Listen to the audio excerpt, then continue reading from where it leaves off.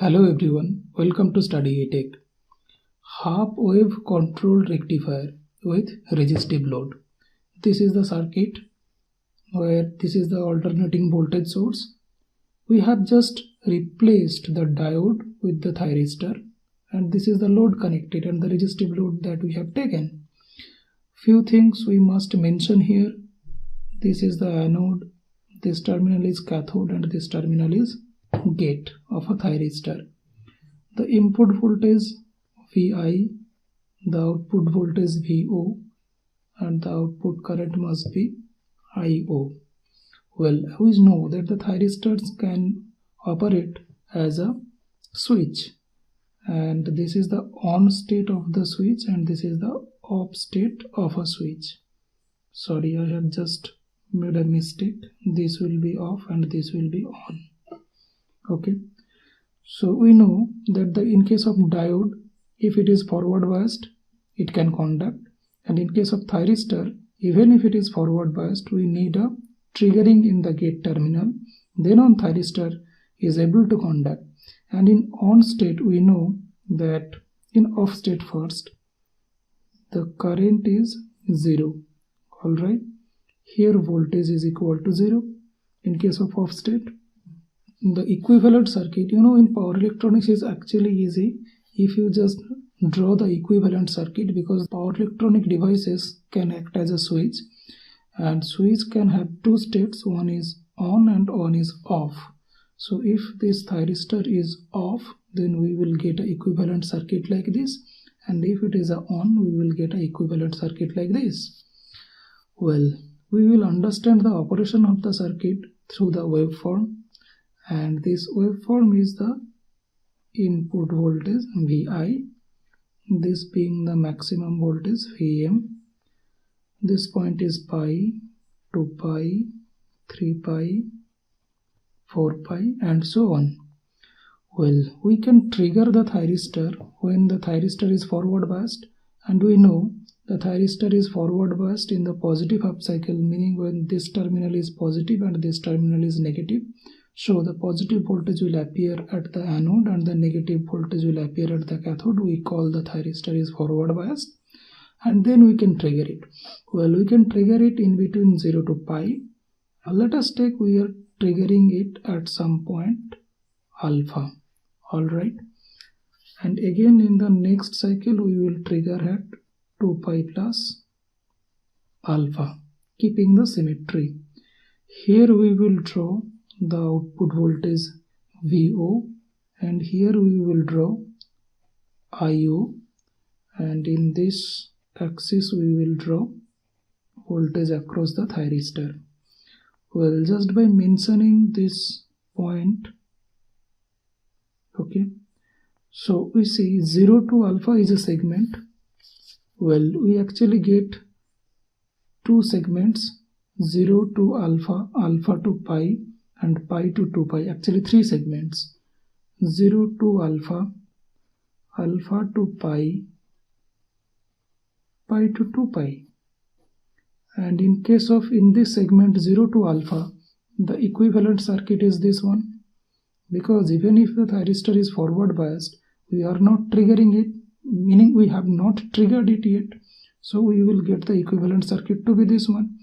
And if this is the equivalent circuit, we can say the output AB is completely isolated from the input, so the output voltage we will get 0 voltage. So let us take different color. We get 0 voltage. Alright, and definitely the current will be 0, because in this switch is open, how the current will flow. So current we will get 0, and at the moment alpha, what we are doing, we are suddenly triggering this device, thyristor, and the equivalent circuit suddenly becomes the lower one, I mean this one, and here this is positive and negative, and this positive voltage suddenly will appear here and the negative voltage will appear here, and we will get this input voltage. This input voltage will appear across this output voltage, right? So here this portion of the voltage will appear at the load, and at the point alpha we are actually, it was 0 instantaneously, we are getting certain voltage, so we show it by a line. This will be the profile of the output voltage from alpha to pi, because here this is the equivalent circuit, right? Well, what will be the current? Current will be decided by the resistance itself, and we know if the input voltage is Vm sin omega t, the current will be divided by R. Simply we will get the same profile, meaning maximum to maximum, 0 to 0 will be same, because 0 divided by some resistance is equal to 0. Alright, we know at the point pi what is happening, we have to find out. At the point pi, we see the current is equal to 0, and we know, we must, I think you should also know that the thyristor can be off when the current through the thyristor is below the holding current. Here we are assuming the holding current is 0, okay, for the sake of simplicity. So at the point pi, we see that the current suddenly becomes 0. So if the current suddenly becomes 0, we will get thyristor will be off at the point pi. So now from pi to 2 pi, we get this equivalent circuit, alright. So in the segment pi to 2 pi, we get this equivalent circuit where the output voltage again will be 0, alright. So we will get 0 voltage, because I itself is 0, so I into R equal to 0 definitely. Current is also 0, alright. Now in the next cycle, same thing will happen, right? So here also we will get 0 voltage. Then the input voltage, here the current will flow with a low profile, okay, low profile meaning the scale will be different, okay. Well, so this is about the voltage waveform and the current waveform. Now we will draw here the voltage across the thyristor. Look, the voltage across the thyristor will appear when the thyristor is off. When the thyristor is conducting, it will be 0 voltage, right? So in the segment 0 to alpha, thyristor is not conducting, so equivalent circuit is this one. So the voltage, anode voltage with respect to cathode voltage, we measure the anode voltage with respect to cathode voltage. So this is positive and this is negative, because this input polarity is appearing across the switch, positive and negative. So we get the input voltage here, and at the point alpha, suddenly we are triggering the device and the equivalent circuit is becoming this one, from this to this. So the voltage will suddenly become 0. So the voltage becomes suddenly 0, alright. And in this segment, thyristor is actually conducting, so we will get a 0 voltage. And in the segment pi to 2 pi, thyristor equivalent circuit is this one, okay. So this is the equivalent circuit, because thyristor becomes off here.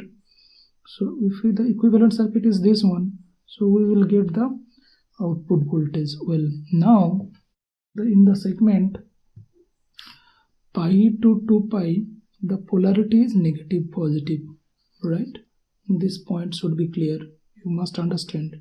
This negative, now this negative polarity will appear here and the positive polarity will appear here, right?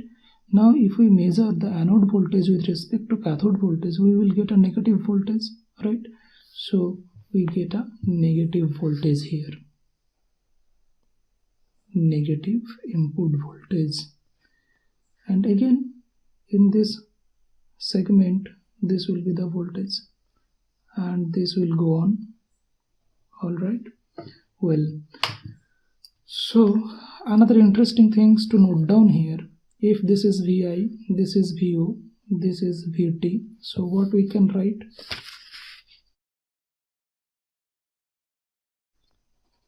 Vt plus Vo equal to Vi. So look here, you just make this Vo plus Vt and you will get this waveform, okay. This is 0 here, the input voltage. I mean, just take the sum of this and this, you will get this one, alright. So this is the half wave controlled rectifier. Now we will come to little bit about the mathematical aspect of the circuit. Let me continue from here. The average output voltage, VO average. Out of this whole period, we are getting the output only in this segment. So the average output voltage will be 1 by 2 pi alpha 2 pi Vm sin omega t d of omega t, because we can take 0 to 2 pi, but in these segments they are zeros, so it will be cancelled to alpha 2 pi, and by simplifying it we will get the result to be Vm by 2 pi 1 plus cos alpha, and the IO average will be VO average divided by R itself, as simple as that. And the RMS values, right? VO RMS will be 1 by 2 pi integration alpha to pi Vm square sin square omega t d of omega t. Alright, the whole thing will be under root, and we will get the equation to be Vm by 2 root pi minus alpha plus half of